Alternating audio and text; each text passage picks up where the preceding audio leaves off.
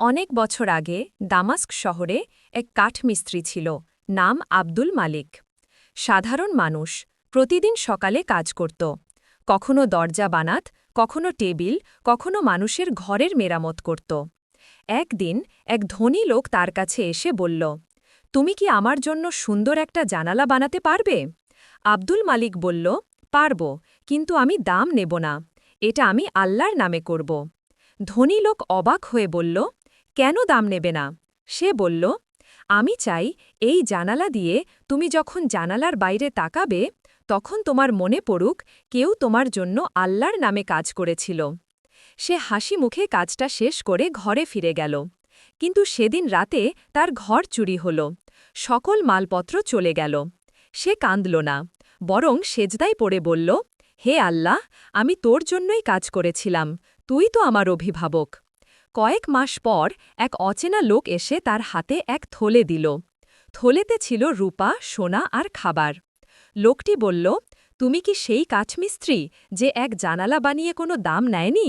সে বলল, হ্যাঁ। লোকটি বলল, সেই জানালা দিয়ে আমি একদিন বাইরে তাকিয়েছিলাম আর দেখেছিলাম এক বৃদ্ধা খাবারের জন্য কাঁদছে। আমি তার জন্য খাবার কিনে দিলাম, আর সেই রাতে আমি স্বপ্নে দেখলাম যে জানালা বানিয়েছিল আল্লাহ তোমার জন্য রিজিক পাঠাচ্ছেন।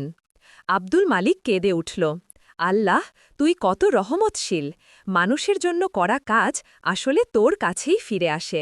10টা নিয়ম। রাসূলুল্লাহ সাল্লাল্লাহু আলাইহি ওয়াসাল্লাম বলেছেন, যে মানুষকে সাহায্য করে আল্লাহর সন্তুষ্টির জন্য, আল্লাহ তার জন্য এমন সাহায্য রাখেন যা সে কল্পনাও করতে পারে না। সহিহ মুসলিম। শিক্ষা, কোনো ভালো কাজই বৃথা যায় না। তুমি যদি আল্লাহর জন্য কিছু করো, একদিন তা আল্লাহর পক্ষ থেকেই তোমার জীবনে ফিরে আসবে, হয় রিজিকে নয়তো রহমতে।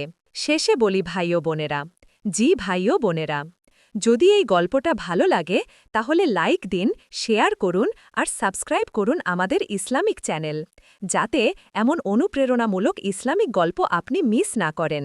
কবাক, আল্লাহ আমাদের সবাইকে খাঁটি নিয়তে কাজ করার তৌফিক দান করুন। আমিন।